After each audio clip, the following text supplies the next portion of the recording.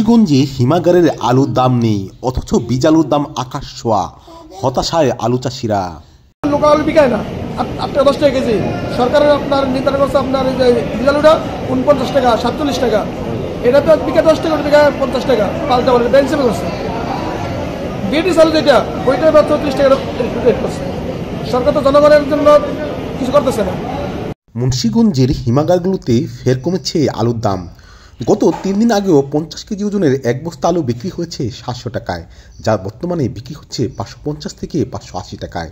দাম বেড়েছে শুনে কৃষকরা হিমাগারে আলু বিক্রি করতে এসে কম দাম শুনে ফিরে যাচ্ছে দলিল নিয়ে। মুন্সিগঞ্জ সদর ও টঙ্গিবাড়ি উপজেলার কিছু হিমাগারগুলো দেখা গেছে এই চিত্র। 350 ছিল, 350 তো না, আবার 700 টাকা ছিল। হ্যাঁ, সে মানে আবার কমটা আছে 600 টাকা। 600 টাকা মানে কমাবার মধ্যে আছে। আচ্ছা, এই 600 তাইলে কতদিন যাবত? এই 2 দিন ধরে 600 টাকা। 2 দিন ধরে 600। 2 দিন আগে 700 ছিল না?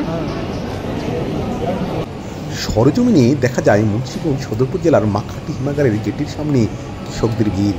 আলুর দলিল হাতে নিয়ে দরদাম করছেন অনেকে। দাম শুনেই নিরাশ কৃষক। 3 দিন আগে আলু 700 টাকা বস্তা শুনে বিক্রি করতে এসেছিলেন অনেকে। এতে যদিও মূলধনের অর্ধেকই পাওয়া যাবে না, তারপরেও ক্ষতি কিছুটা পুষিয়ে নেওয়ার আশায় ছিলেন। কিন্তু হিমাগারে আসতেই পাইকাররা আলুর মূল্য বলছেন 550 থেকে 580 টাকা। এতে নিরাশ হয়ে ফিরছেন দলিল নিয়ে। টঙ্গিবাড়ি উপজেলার নূর, সানোয়ারা এবং শরীফ ক্লাস্টার ঘুরে একই চিত্র দেখা গেছে। আলুর রোপণ মৌসুমকে সামনে রেখে হিমাগারগুলোতে ব্যস্ততার অন্ত নেই।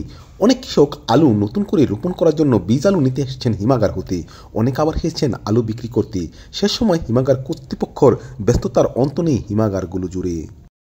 তবে এবছরও বিদেশ হতে আমদানিকৃত বীজ আলুতে গড়ে উঠছে সিন্ডিকেট।